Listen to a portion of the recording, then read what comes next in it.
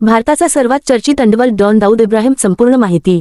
भारताच्या गुन्हेगारी इतिहासात अनेक कुख्यात डॉन, गँगस्टर आणि अंडरवर्ल्डमधील व्यक्तींची नावे आली। हाजी मस्तान, करीम लाला, बद्राजन मुदलियार, छोटा राजन आणि अरुण गवळी यांच्यासारख्या अनेक नावांनी मुंबईच्या अंडरवर्ल्डवर वेगवेगळ्या काळात प्रभाव निर्माण केला। मात्र या सर्वांमध्ये सर्वाधिक चर्चेत राहिलेले नाव म्हणजे दाऊद इब्राहिम। दाऊद इब्राहिमचे नाव केवळ मुंबईच्या अंडरवर्ल्डपुरते मर्यादित राहिले नाही, त्याच्यावर संघटित गुन्हेगारी, तस्करी, खंडणी आणि दहशतवादाशी संबंधित गंभीर आरोप झाले। भारत सरकारच्या अधिकृत नोंदीनुसार तो 1993च्या मुंबई साखळी बॉम्बस्फोट प्रकरणात आरोपी असून त्याच्याविरुद्ध इंटरपोल रेड कॉर्नर नोटीस जारी करण्यात आले आहे। संयुक्त राष्ट्र सुरक्षा परिषदेनेही त्याच्याविरुद्ध विशेष नोटीस जारी केली होती। दाऊद इब्राहिम कोण होता? दाऊद इब्राहिम कास्कर हा मुंबईतील डोंगरी परिसरातून पुढे आलेला गुन्हेगारी जगतातील प्रमुख चेहरा मानला जातो। त्याचे बालपण साधारण मध्यमवर्गीय वातावरणात गेले। त्याचे वडील पोलीस दलाशी संबंधित असल्याचे विविध चरित्रात्मक स्रोत सांगतात। तरुण वयातच तो मुंबईच्या गुन्हेगारी जगताच्या संपर्कात आला। त्या काळात मुंबईमध्ये तस्करी आणि संघटित गुन्हेगारी मोठ्या प्रमाणावर वाढत होती। सोन्याची तस्करी, परदेशातून येणाऱ्या वस्तूंची बेकायदेशीर वाहतूक आणि इतर अवैध व्यवसायांमधून अनेक गट मोठे होत होते। दाऊद आणि त्याचा भाऊ शब्बीर इब्राहिम कास्कर यांनी स्वतःचा गट उभा करण्यास सुरुवात केली। पुढे या संघटनेला डी कंपनी या नावाने ओळखले जाऊ लागले। डी कंपनी म्हणजे काय?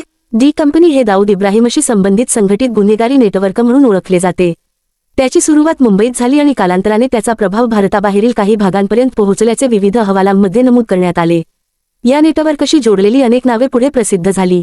त्यामध्ये छोटा शकील आणि इतर अनेक गुन्हेगारी व्यक्तींचा समावेश होता। डी कंपनीच्या संदर्भात तस्करी, खंडणी, अंमली पदार्थांची तस्करी, हवाला आणि इतर गंभीर गुन्ह्यांचे आरोप करण्यात आले। त्यामुळे दाऊदचे नाव साध्या स्थानिक गँगस्टरपेक्षा आंतरराष्ट्रीय पातळीवरील संघटित गुन्हेगारीशी जोडले गेले। मुंबई अंडरवर्ल्डमध्ये दाऊदचा उदय 1970 आणि 1980च्या दशकात मुंबईचे अंडरवर्ल्ड वेगाने बदलत होते। त्या काळात विविध गटांमध्ये वर्चस्वासाठी संघर्ष सुरू होता। दाऊदने आपल्या भावासोबत स्वतःची ताकद वाढवली। त्याचा भाऊ शब्बीर याची 1981 मध्ये हत्या झाल्यानंतर दाऊदच्या नेतृत्वाला अधिक महत्त्व मिळाले। त्यानंतर त्याने आपल्या नेटवर्कचा विस्तार केला। दाऊदच्या गटाने मुंबईतील गुन्हेगारी जगतात आपले वर्चस्व निर्माण करण्याचा प्रयत्न केला। त्याच काळात त्याचे इतर गँगस्टरशी संबंध आणि संघर्ष दोन्ही झाले। दाऊद दुबईला का गेला? मुंबई पोलिसांच्या कारवाईपासून बचाव करण्यासाठी दाऊद 1980च्या दशकात भारताबाहेर गेला आणि दुबईमध्ये असल्याचे विविध स्रोतांमध्ये नमूद केले जाते। दुबईमधून त्याने आपले नेटवर्क चालवण्यास सुरुवात केल्याचे अहवाल सांगतात। भारतातून बाहेर गेल्यानंतरही त्याचा मुंबईतील प्रभाव पूर्णपणे संपला नाही। यामुळे दाऊदचे नाव मुंबईपुरते न राहता आंतरराष्ट्रीय अंडरवर्ल्डशी जोडले गेले।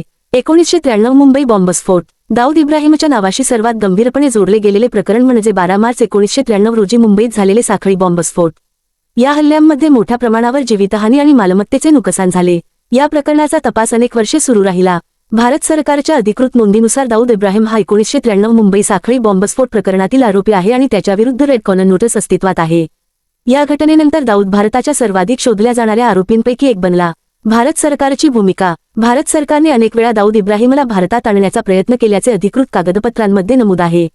लोकसभा नोंदीनुसार त्याच्याविरुद्ध इंटरपोल रेड कॉर्नर नोटीस जारी करण्यात आले होते। भारत सरकारने त्याच्याशी संबंधित माहिती आणि कथित पत्त्यांची माहिती पाकिस्तानला दिल्याचेही गृह मंत्रालयाने सांगितले होते। भारत सरकारच्या मते दाऊद पाकिस्तानमध्ये असल्याची माहिती उपलब्ध होती, मात्र पाकिस्तानने त्याची उपस्थिती मान्य केलेली नाही।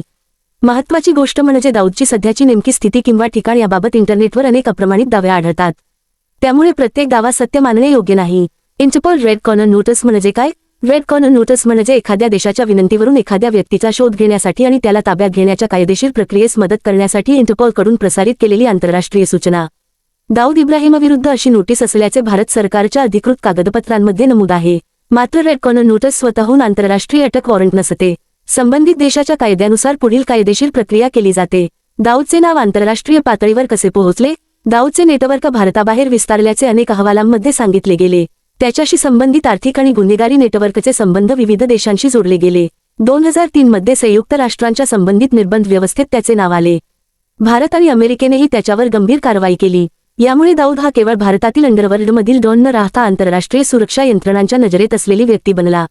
छोटा राजन आणि दाऊद। दाऊदच्या इतिहासात छोटा राजन हे नाव देखील महत्त्वाचे आहे।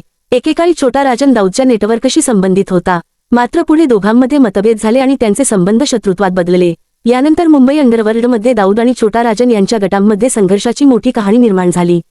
या संघर्षामुळे मुंबईच्या गुन्हेगारी जगतात अनेक हिंसक घटना घडल्या। दाऊदचे गुन्हेगारी साम्राज्य। दाऊदशी संबंधित नेटवर्कवर विविध प्रकारच्या गुन्ह्यांचे आरोप झाले। यामध्ये तस्करी, खंडणी, अंमली पदार्थांचा व्यापार, हवाला, मनी लॉन्डरिंग आणि हिंसक गुन्ह्यांचा समावेश असल्याचे विविध अहवाल सांगतात। परंतु अशा नेटवर्कच्या कथित आर्थिक सामर्थ्याबाबत इंटरनेटवर अनेक अतिशयोक्त आकडे फिरत असतात.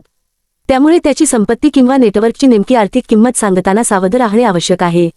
भारतातील इतर प्रसिद्ध डॉन. दाऊदला भारतातील सर्वात मोठा डॉन म्हटले जाते, पण हे अधिकृत पद किंवा सरकारी रँकिंग नाही. भारताच्या अंडरवर्ल्ड इतिहासात अनेक मोठी नावे होती. हाजी मस्तान. हाजी मस्तान हा मुंबईतील सुरुवातीच्या प्रसिद्ध डॉनपैकी एक मानला जातो. त्याचे नाव विशेषतः तस्करीच्या काळाशी जोडले गेले. करीम लाला. करीम लाला हा मुंबईच्या पठाण गटातील प्रमुख व्यक्ती म्हणून ओळखला जात असे. एका काळात मुंबईच्या अंडरवर्ल्डमध्ये त्याचा मोठा प्रभाव होता.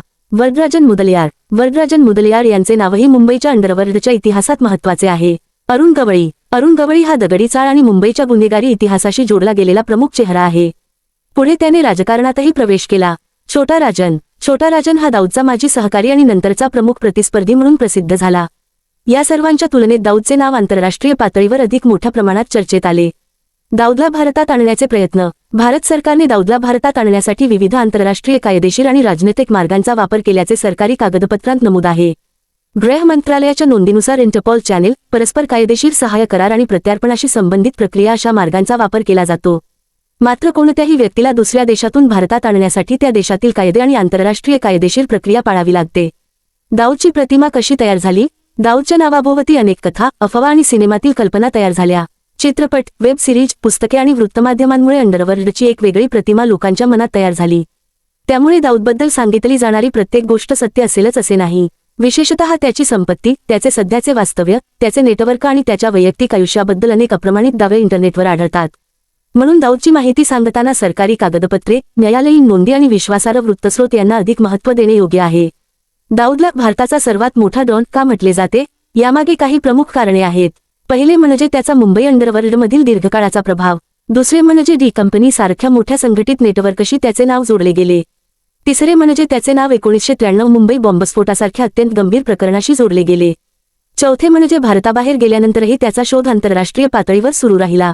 पाचवे म्हणजे भारत सरकारच्या अधिकृत नोंदींमध्ये त्याच्याविरुद्ध रेड कॉर्नर नोटीस आणि संयुक्त राष्ट्रांची विशेष नोटीस असल्याचे नमूद आहे. यामुळेच लोकप्रिय भाषेत त्याला भारताचा सर्वात मोठा डॉन किंवा भारताचा मोस्ट वॉन्टेड डॉन असे म्हटले जाते. पण एक महत्त्वाची गोष्ट, दाऊदला मोठा म्हणणे म्हणजे त्याच्या गुन्हेगारी कृत्यांचे समर्थन करणे नाही. गुन्हेगारी जगतातील प्रसिद्धी ही कोणत्याही व्यक्तीच्या यशाचे मोजमाप नाही. संघटित गुन्हेगारीमुळे सामान्य नागरिक, कुटुंबे, व्यापारी आणि समाजावर मोठा परिणाम होतो. 1993च्या मुंबई बॉम्बस्फोटासारख्या घटनांनी हजारो कुटुंबांना मोठा धक्का दिला. त्यामुळे अशा व्यक्तींची माहिती सांगताना त्यांच्या गुन्हेगारी कारवायांचे ग्लॅमरायझेशन न करता वस्तुनिष्ठ इतिहास सांगणे महत्त्वाचे आहे. आजच्या काळात दाऊदचे नाव. आजही दाऊद इब्राहिमचे नाव भारतातील सर्वाधिक चर्चेत असलेल्या फरार आरोपींपैकी एक म्हणून घेतले जाते. भारत सरकारच्या अधिकृत कागदपत्रांमध्ये त्याच्याविरुद्धची रेड कॉर्नर नोटीस आणि 1993 बॉम्बस्फोट प्रकरणातील आरोप स्पष्टपणे नमूद आहेत. त्याच्या सध्याच्या ठिकाणाबद्दल अनेक दावे केले जात असले तरी प्रत्येक दाव्याला अधिकृत पुष्टी आहे असे समजणे योग्य नाही. निष्कर्ष. भारताच्या अंडरवर्ल्डच्या इतिहासाकडे पाहिले तर अनेक डॉन आणि गुन्हेगारी गट दिसतात. मात्र दाऊद इब्राहिम हे नाव सर्वाधिक मोठ्या प्रमाणावर चर्चेत आले. मुंबईतील सुरुवातीच्या गुन्हेगारी जगतापासून सुरू झालेला त्याचा प्रवास पुढे डी कंपनी, आंतरराष्ट्रीय संघटित गुन्हेगारी आणि 1993 मुंबई बॉम्बस्फोट प्रकरणापर्यंत पोहोचला. भारत सरकारने त्याच्याविरुद्ध आंतरराष्ट्रीय स्तरावर कारवाईसाठी प्रयत्न केले आहेत. इंटरपोल, रेड कॉर्नर नोटीस आणि संयुक्त राष्ट्रांची विशेष नोटीस यामुळे त्याचे नाव आंतरराष्ट्रीय सुरक्षा यंत्रणांच्या नोंदीत आले. म्हणूनच भारतातील सर्वात मोठा डॉन कोण? या प्रश्नाचे लोकप्रिय आणि ऐतिहासिक उत्तर दाऊद इब्राहिम असे दिले जाते. मात्र हे कोणतेही अधिकृत सरकारी रँकिंग नसून त्याच्या दीर्घकाळाच्या प्रभावावर, गुन्हेगारी नेटवर्कवर आणि आंतरराष्ट्रीय पातळीवरील कुप्रसिद्धीवर आधारित वर्णन आहे. दाऊदची कहाणी ही केवळ एका डॉनची कहाणी नाही. ती मुंबईतील अंडरवर्ल्डचा उदय, संघटित गुन्हेगारीचा विस्तार, आंतरराष्ट्रीय नेटवर्क आणि सुरक्षा यंत्रणांसमोरील आव्हाने यांचा एक महत्त्वाचा भाग आहे.